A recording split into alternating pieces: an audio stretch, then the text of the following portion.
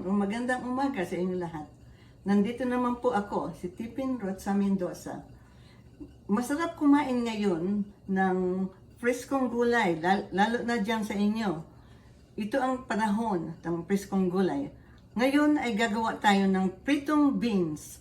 Ang tawag dito sa atin ay Baguio beans. Dito is green beans. Gagawin natin masarap, madali at malutong. Unang gagawin natin, itong beans ay aalisin ang dulo. Ito ay alis na lahat. Ito ang sangkap na gagawin natin ngayon para sa pagpiprito natin. Ito ay harina, cornstarch, at may kaunting asin at flavoring. Ang paborito yung flavoring kahit ano. Lagay ang tubig. Dahan-dahan.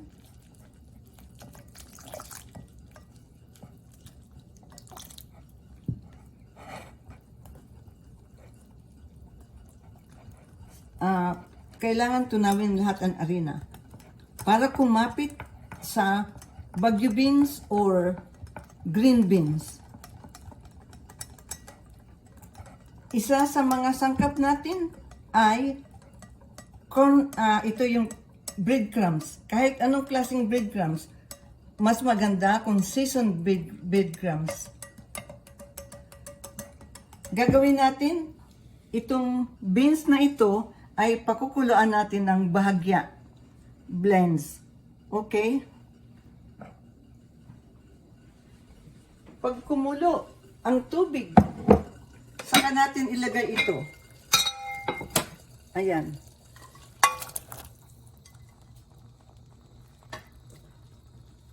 Maghintay tayo ng 3 minutes, pero hindi na tayo makapaghintay, kaya gumawa na ako ng advance na blends ito. Alisin natin.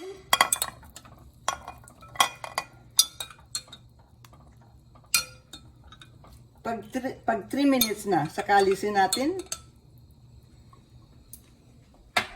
Banlawan ng malamig na tubig para mahinto ang pagluluto. Ayan.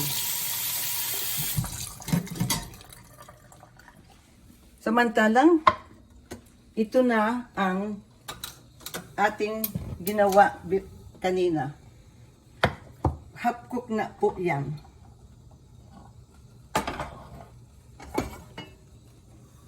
Samantalang,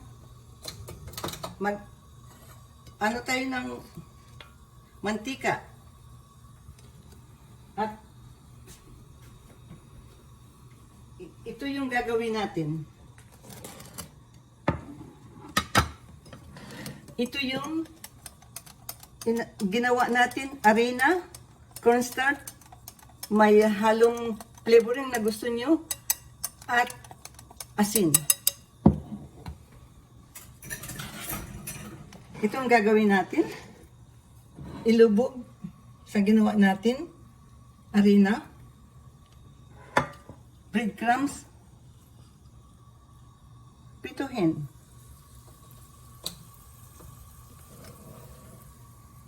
Harina,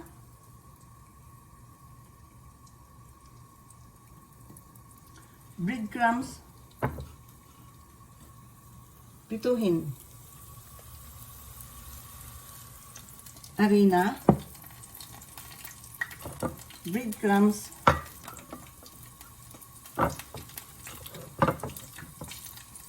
pituhin. Ganun lang. Hanggang sa makuha nyo ang gusto nyo, kung bilang, kung ilan ang gusto nyo. Pero ganun lang ang process. Sabi nila, masarap daw ito pulutan. Hindi masarap iulam sa kanin, pero masarap daw ito pulutan. Pero siguro ngayon hindi na kayo nagpupulutan, nag-iinuman dyan.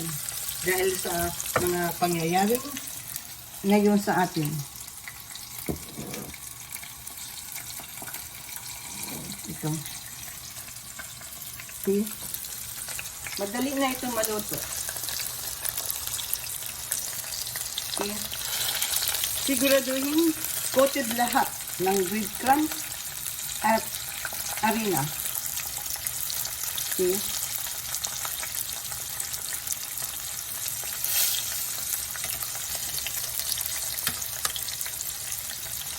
Madali lang ito dahil sa blanch na natin, naluto na natin ang bahagya and veggie beans or green beans. See?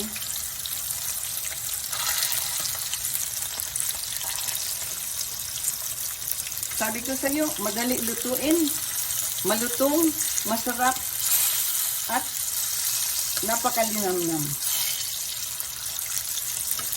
See?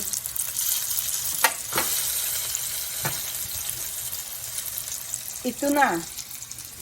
Ito na po ang resulta ng ginawa natin, Baguio beans or green beans dito sa amin.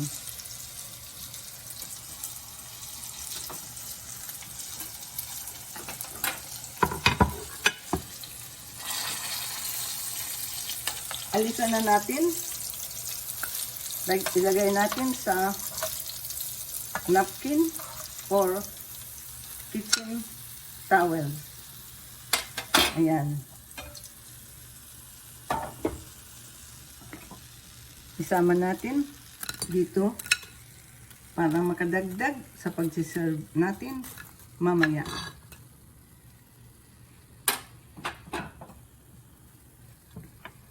Ito na po, malinamnam at napakalutong. Tikman ko. Oh, mainit po. Oh, malutong. Ito, tingnan mo. Luto yan. Kasi niluto natin, blanch natin kanina. Kung gusto niyo dagdagan pa ng asin, dagdagan niyo dito sa mixture ng harina. See? Masarap sa pulutan at sa merienda. Thank you. Ito po si Tipin Rotza Mendoza. Mag-subscribe po kayo sa aking channel. Thank you so much. See you in my next video. Thank you. Stay home. Stay safe. Thank you.